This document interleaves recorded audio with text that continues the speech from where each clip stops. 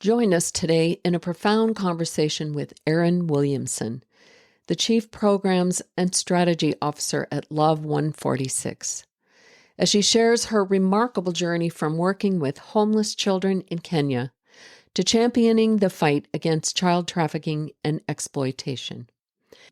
Discover the eye-opening truths as we unravel common misconceptions and explore how technology reshapes the dynamics of trafficking. What skills can we develop to combat this heinous issue? How does trafficking impact society at large, and why is a trauma-informed community crucial? Join us for an episode that promises not only to inform, but also to ignite the passion for change. Don't miss this opportunity to deepen your understanding and become part of the solution. Welcome to Grandparents Raising Grandchildren, Nurturing Through Adversity.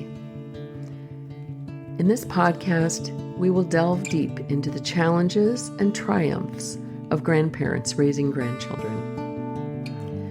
As we navigate the complexities of legal, financial, and emotional support, I invite you to join us on a journey of exploring thoughts, feelings, and beliefs surrounding this growing segment of our society. Drawing from real stories and expert advice, we will explore the nuances of child rearing for children who have experienced trauma and offer valuable resources to guide you through the intricate journey of kinship care. We'll discuss how we can change the course of history by rewriting our grandchildren's future, all within a supportive community that understands the unique joys and struggles. This podcast was made especially for you. Welcome to a community where your voice is heard, your experiences are valued, and your journey is honored.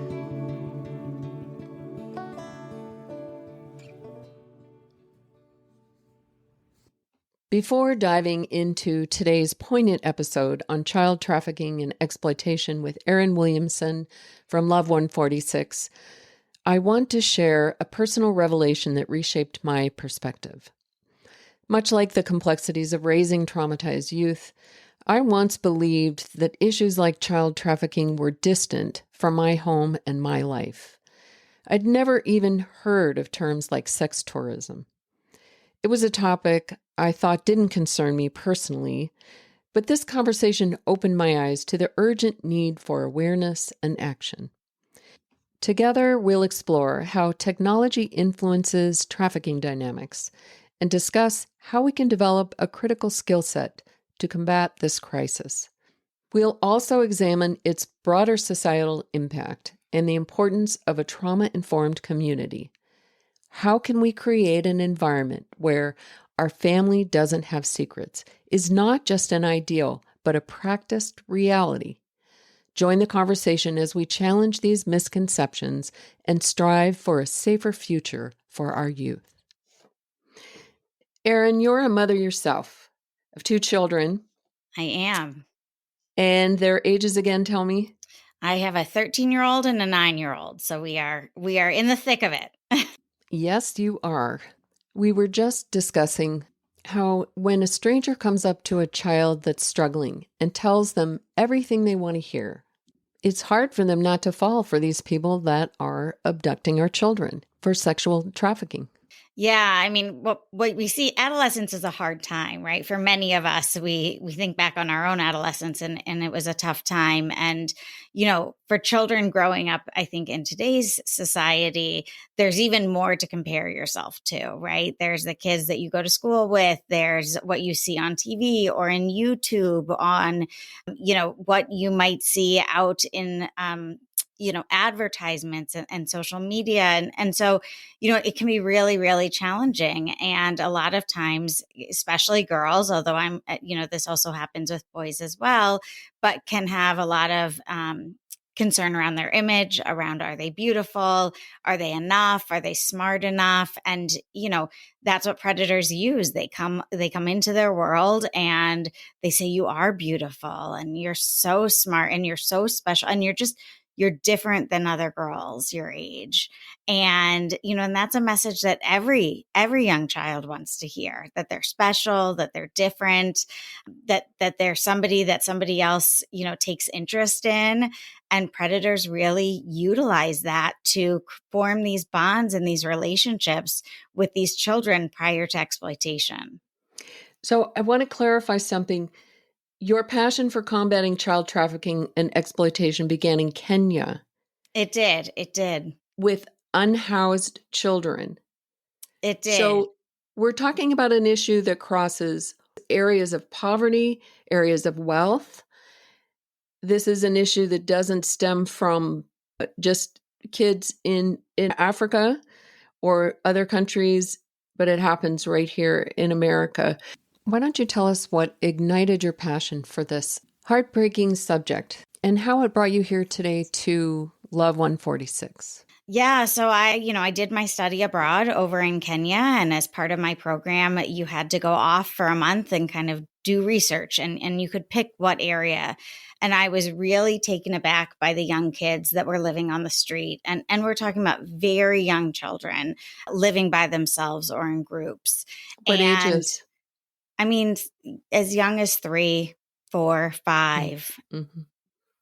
And, and in talking, especially with the girls, many of them described, what is trafficking, right? Where there was a group of girls and an older man who would sell them, or they were kind of a wife to a group of boys. And they said that this was the way for them to stay safest because at least back then when I was over there, law enforcement was quite brutal and would demand a lot from them and oftentimes rape them and then continue to arrest them. And there was no kind of juvenile facility and adult facility. So they were incarcerated with adults who would also just take advantage of them. And so I came back here, like many people who might be listening, thinking, well, this is something that happens kind of over there, wherever over there is. Mm-hmm. And I went to Mexico. I worked with street children there and then came back and got my master's here. And as I was doing that, again, started looking at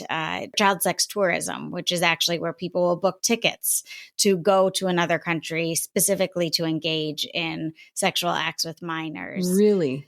Yeah. And surprisingly, there was a lot on the internet about kind of this behavior and looking into it and the way in which individuals would justify it, saying, oh, it was culturally appropriate or they were helping these families. And it was just quite upsetting.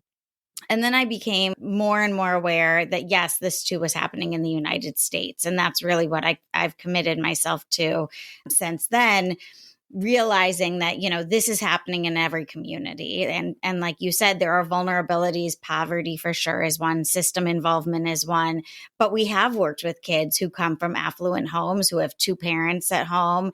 Their vulnerabilities just look different. It might be that the parents are working so hard that they're not able to be there emotionally for their children, or that their children are spending so much time online or gaming, and the parents really have no idea who they're engaging with and talking to through those devices.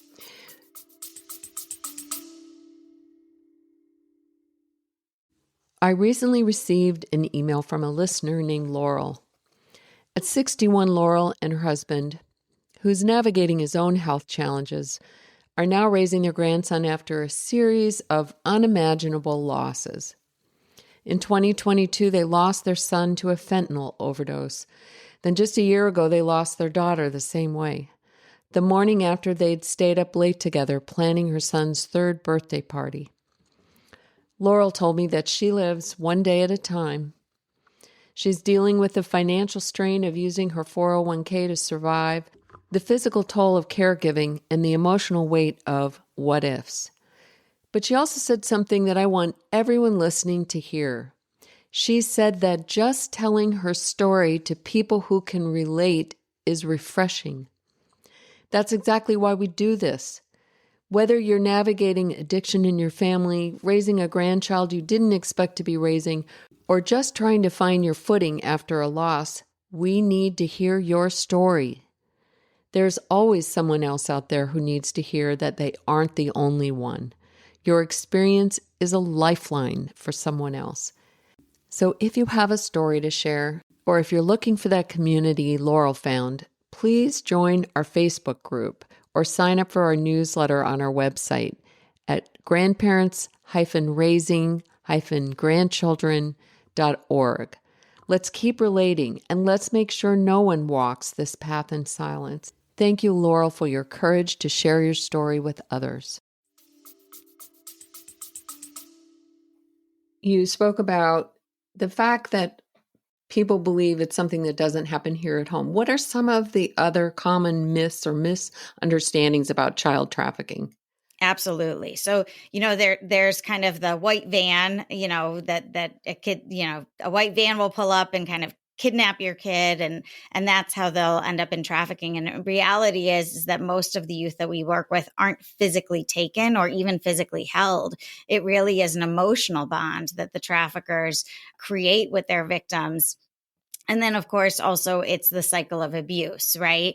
That once the exploitation, at least the initial exploitation has happened, it's the, what are people going to say about you? This is all you're worth. I'm the only one who cares and loves you. Kind of you're tainted. This is all you're available for. And sometimes that narrative actually gets reinforced, right? When kids go home, and depending on how their parents react to them, their peers react to them, even law enforcement and systems react to them. Sometimes the narrative that the traffickers tell them about nobody's going to believe you, they're going to blame you, this was your fault, you made choices, that does get reinforced, not necessarily from a position of wanting to do ill to the child. But I think a lot of parents and a lot of people want to understand how this happens and want to blame something or someone, and the person right in front of them sometimes becomes the target of their blame, even though, and sometimes it's simply because they don't understand the dynamic of human trafficking, right?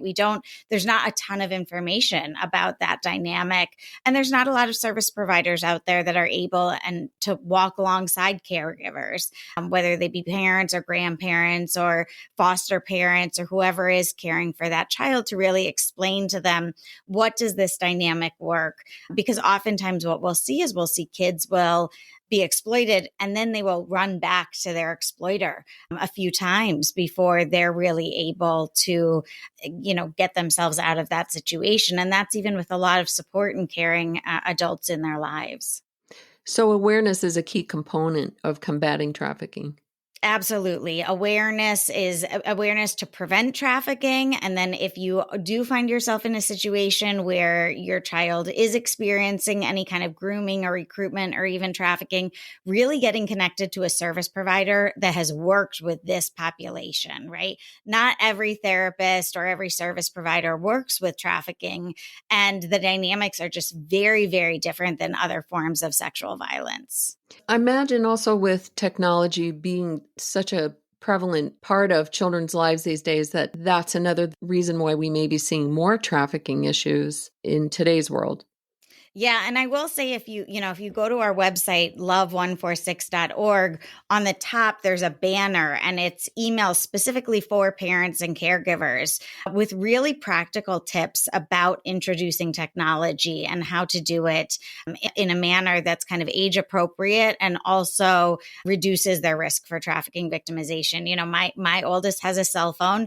The reality is that most children at some point are going to get a device, whether it's an iPad or a cell phone or a gaming system. And, the idea that you're not going to at some point give a child that access is, I think, a little unrealistic in today's age. They're going to need to know technology for their jobs as they get older. Yeah. So, but there is a way to do it in a manner that kind of, slowly increases their responsibility and their access, right? We kind of utilize the analogy, you wouldn't drive your kid to New York City and drop them off on a corner and then leave and say, I'll be back in 2 hours.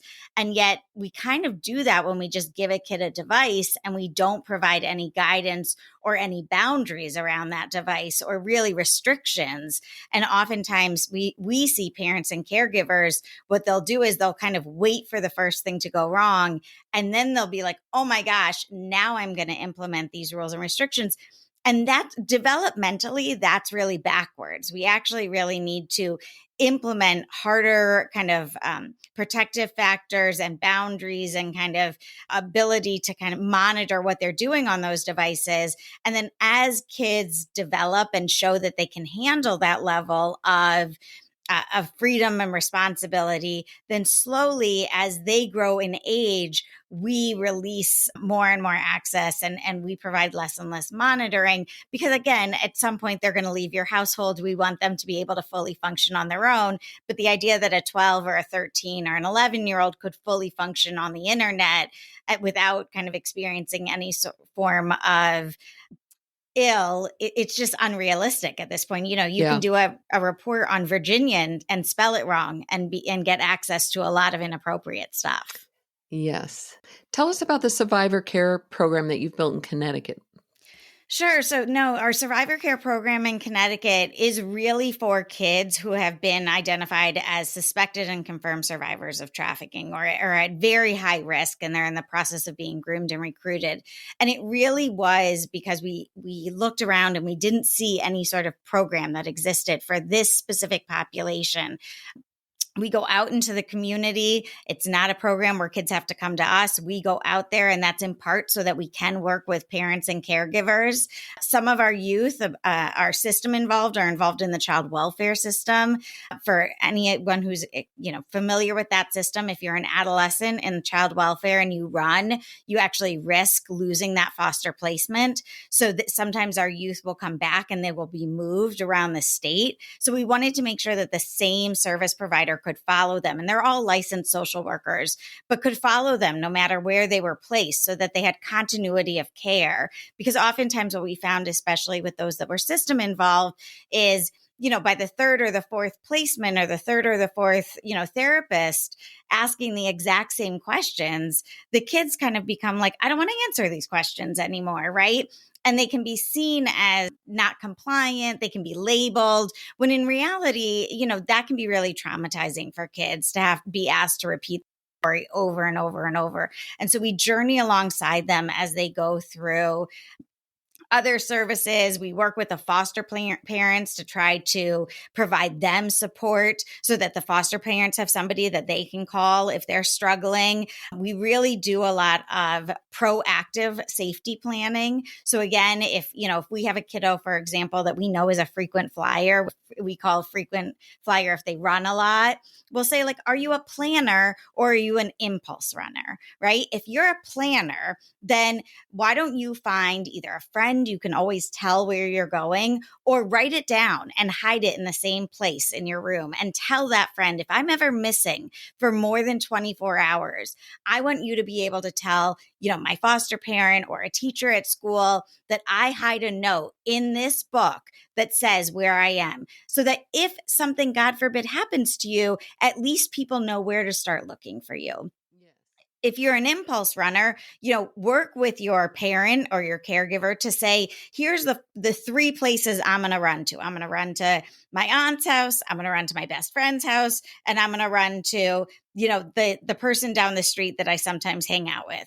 And I'm going to try to go there first before I run anywhere else. But let's make a deal. If I go there and you call and I'm there, you'll let me stay there the night, right? So we kind of like pre-plan for what's going to happen. And then we also pre-plan consequences, because a lot of our kids who are on the run will say they didn't want to come back because they didn't know what was going to happen to them. So pre-planning for consequences is really important, especially around adolescents and teenagers who, part of their job is testing boundaries, is breaking rules. That's actually like totally developmentally appropriate. So as parents and caregivers, it behooves us to have proactive conversations with them about, look, I'm going to tell you this is your curfew. I'm going to tell you these are the rules.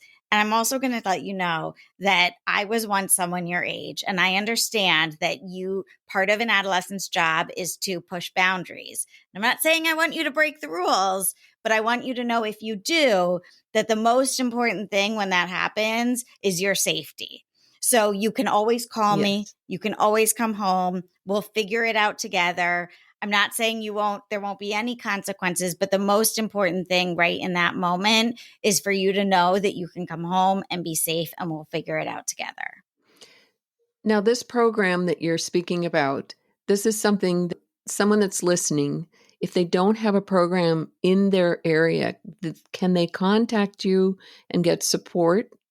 They can contact us, and we can either talk them through it or help connect them to another program in their area. There's also a wonderful 1-800 number. It's the National Human Trafficking Hotline. That number is 888-373-7888. And they are connected to all of the service providers nationwide. So that's also a great resource to reach out to see if there's support and services in your area. We'll be sure to post that information in the show notes. Wonderful. Tell us some success stories. Give us some hope for where programs like this are helping our country and our kids. I love that question, because you're right. So many times this issue, people kind of think of all the horrible things that kids have gone through, and it can really make you feel like, oh my gosh, it's so sad about what can happen in children's lives. But the reality is, I mean, first of all, so many of our kids are so funny. They have such resilience, and they're just so boisterous and wonderful to work with.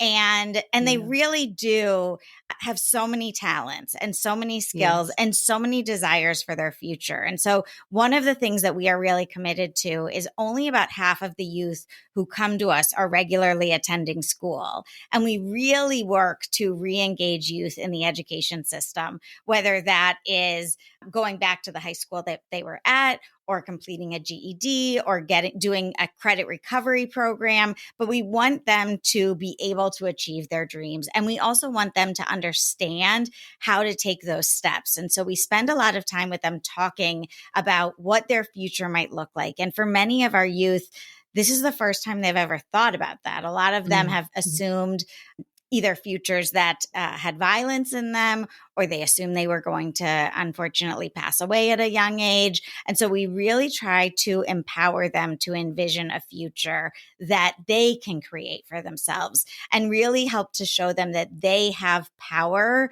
just internally and intrinsically in being a human being to help create a different path and different future for them. And so we work with them on resume building and job applications. And we don't just stop at like, okay, they got an entry-level job. We then talk to them about, okay, that's great for a paycheck, but let's talk about a career, right? Let's get you on a path so that you can get promotions, so that you can get higher wages, so that you have more options if you find that, this place of work isn't working for you, so you can find another job somewhere else. And we really had a lot of success both with our employment education program, as well as getting kids into post-secondary education. So a lot of our kids, some of them go on to get 2- and 4-year degrees. Some of them go on to get certificates, right? There's a lot of wonderful jobs where, you can become a CNA, there's a lot of medical jobs right now that are in high demand, where a certificate can really put you on the path to a successful career. Yes. And so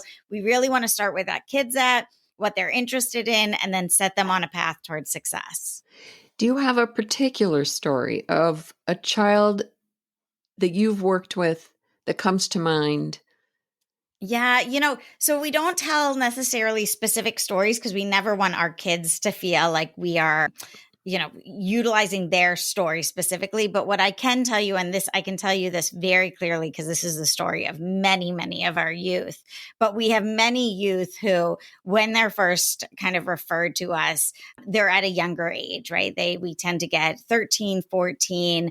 Many of them, we the first thing we do is we come and do what we call a rapid response, where we provide kind of an infusion of information and safety planning. And it is not uncommon for a youth to open up the door to us and say, I told them not to send you. I am not going to talk to you. Mm-hmm. So we've had youth who have done our rapid responses hiding under their covers of their room, or timed us and said, you have 5 minutes to prove yourself. And if you don't, prove yourself worthy, I'm going to kick you out.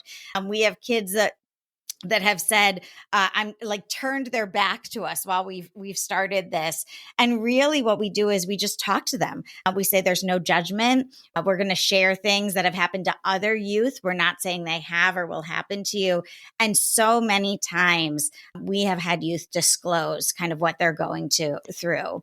What do you think is the key component of those conversations that you're having with the kids that makes them turn? Is it sentence or particular type of connection?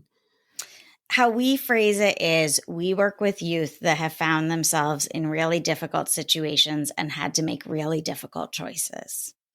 And there's no judgment in the choices that you or any of the youth that we've had to work with have made. And a lot of times those choices were made for survival, and you have survived. So if you have a child that has been selling themselves, or probably many of them don't get paid, they're just cared for. Yeah, we have all different kinds of situations with their traffickers. If there's usually they don't see a lot of the funding or the money that is profited off of them. They might be showered with quote unquote gifts, makeup, or hairdo or nails. But again, when you think about it, that's oftentimes to make them look more attractive to the individuals who are purchasing them for sex. Yeah. And so it's this cyclical nature where they're kind of given these gifts or taken for food, but it's always with the long-term thought of, this is going to help me make more money off of this child. What do you say to these kids that helps get through to them, that breaks that bond that they have with their perpetrator? It really depends on who their perpetrators are. We do sometimes work with youth where their perpetrators are their parents. Oh my. And that's really hard because, you can get a new boyfriend, you can get a new friend, but you're not going to get a new mom. Mm-hmm. And so, when it is a parent or a caregiver or even any other kind of family relative, we've had aunts and uncles and sisters even and brothers, really talking about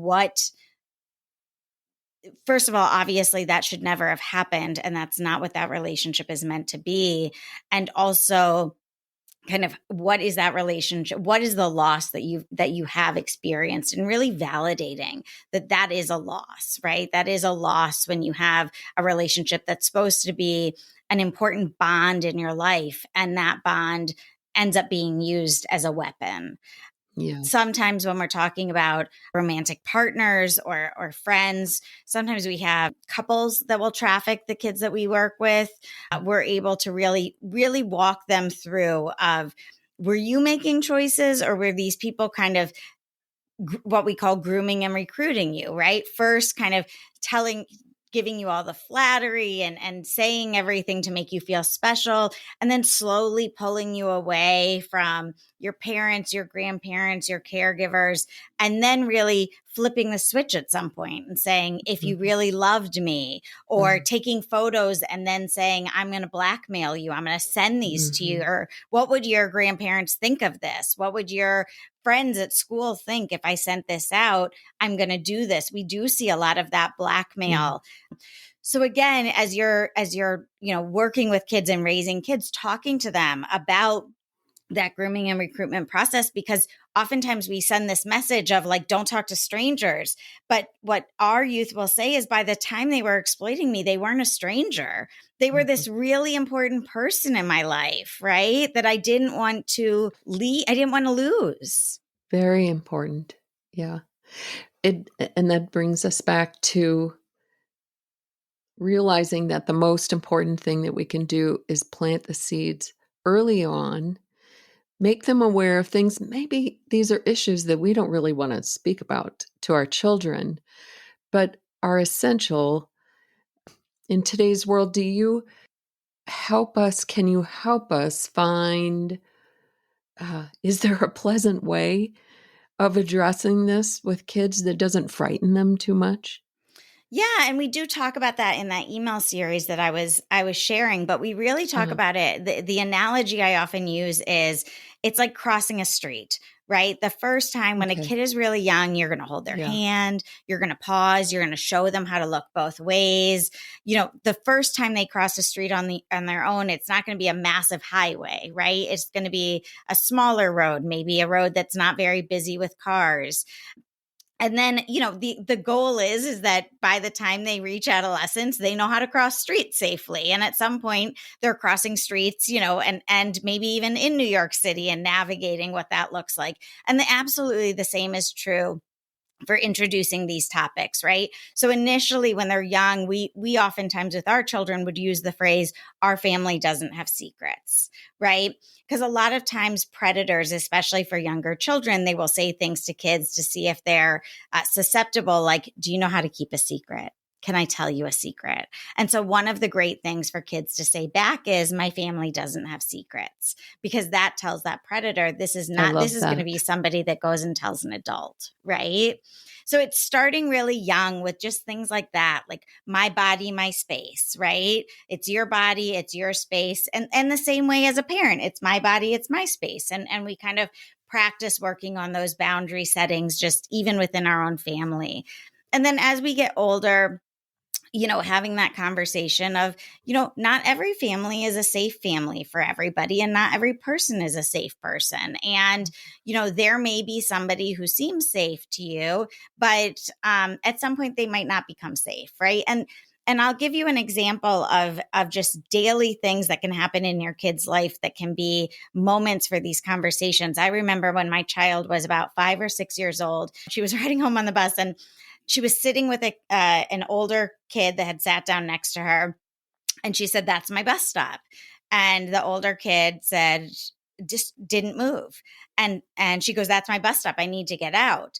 And the older kid again didn't move. And she said, the older kid said, well, what are you going to say? And she said, I need to get out now. That's my bus stop.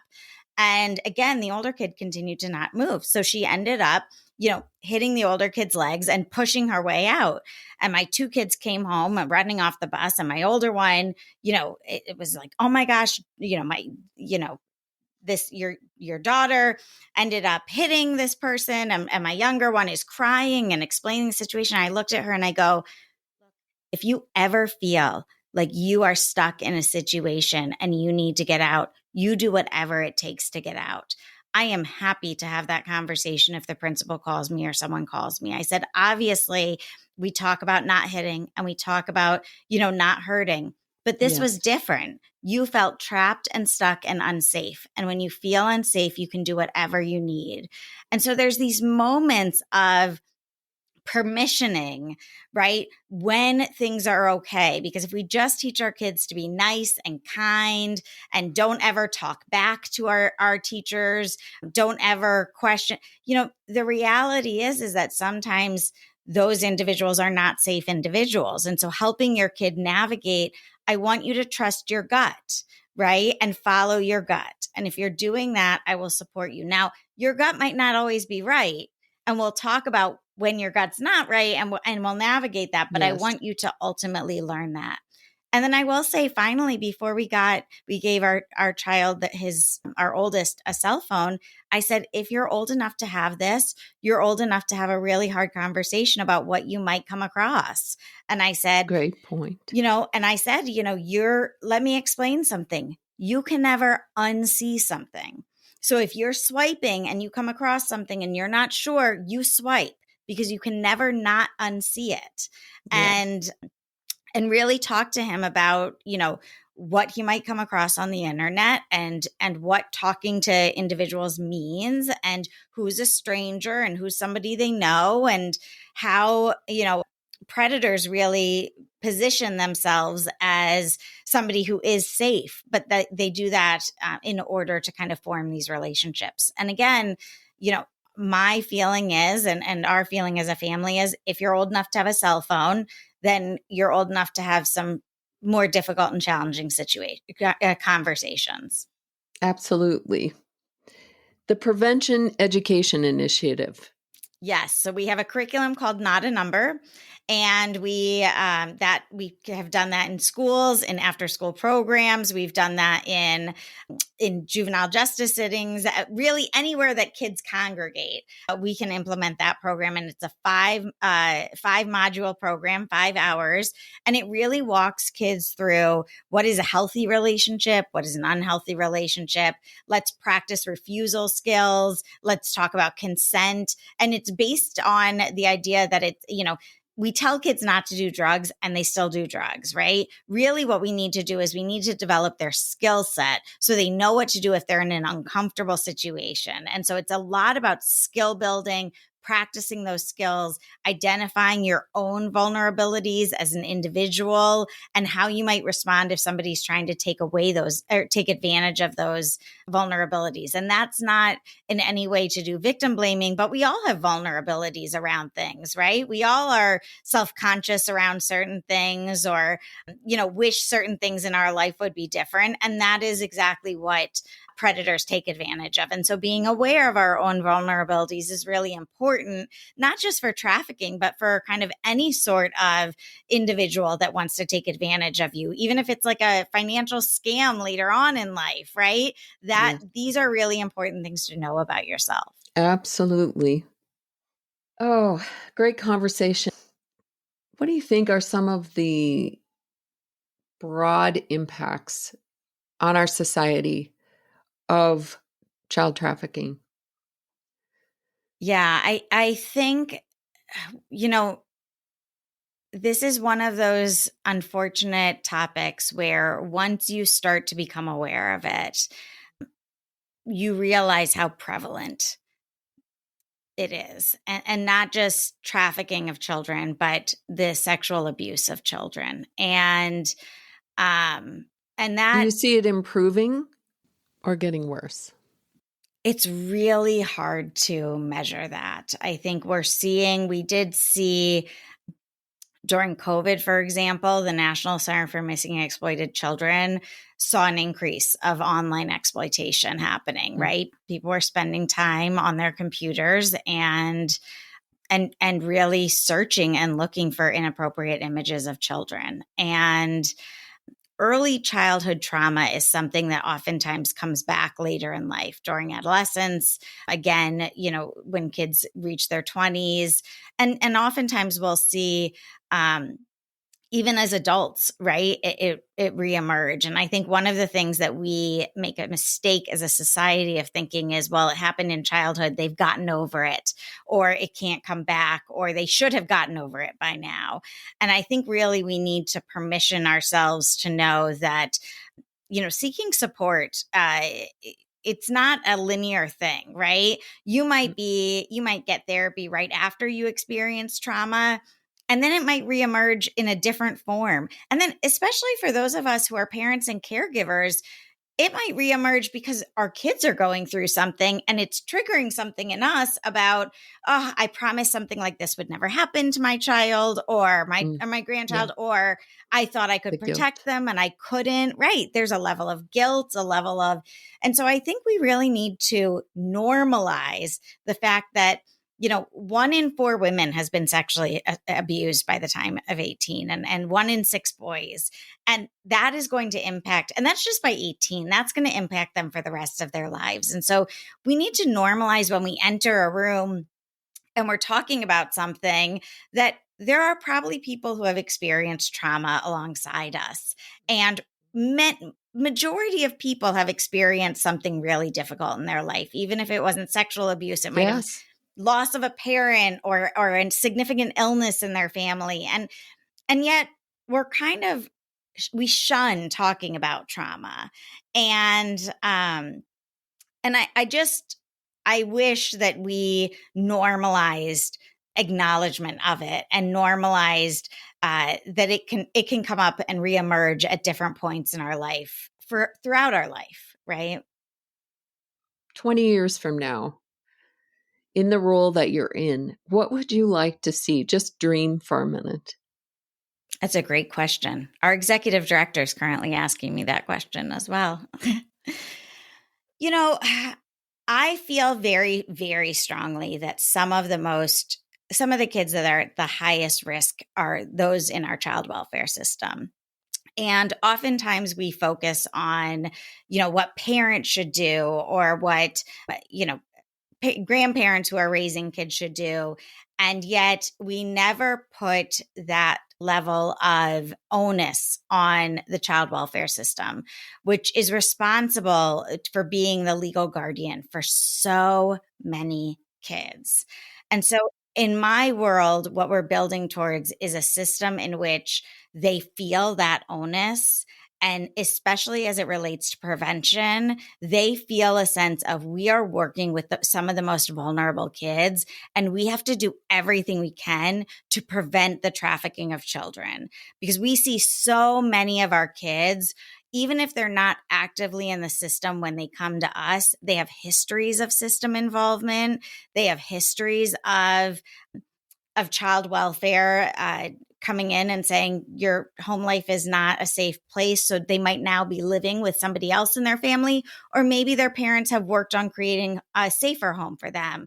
But that connection between system involvement and trafficking is so strong that I really feel passionately that there needs to be a higher onus of prevention education put available for those kids. And the onus to ensure that happens really needs to be on the system. Well, thank you, Erin. Thank you for your passion and your honesty and your vision. Thank you. Thank you. And thank you for having me and for kind of elevating this issue and acknowledging that, right, there are certain kids that might be at more risk, but really all kids need to know about this information and also need to know what to do and where to go if something like this happens. And so we need to create a safe community for them. Absolutely. Thank you, Erin. Yeah, thank you. If you have a child that you think may be at risk, or if you know of someone else that does, we hope you'll get this information from this podcast to them. You can contact Erin Williamson at love146.org or call the National Trafficking Hotline at 888-373-7888. And again, those links will also be in the show notes. Next week, we're diving into a poignant and powerful topic that deeply resonates with resilience and love. Join us as we sit down with Laura Walton, a licensed mental health therapist, clinic coach, and founder of Grief on Purpose. Discover the untold stories of grandparents who step into their caregiving role under challenging circumstances, often carrying their own unseen burdens of past trauma and grief. Laura will guide us through understanding how unresolved trauma from earlier life stages in our own lives can impact our parenting and caregiving roles today. We'll explore compassionate strategies to process and acknowledge grief, transforming it from a silent shadow into a powerful force for healing and growth. Thank you for tuning in to Grandparents Raising Grandchildren, Nurturing Through Adversity. Remember, you are not alone. Together we can find strength and hope in the face of adversity. Peace be with you, and I pray that you find some time this week to listen to your inner wisdom amongst the noise and the pandemonium of this world.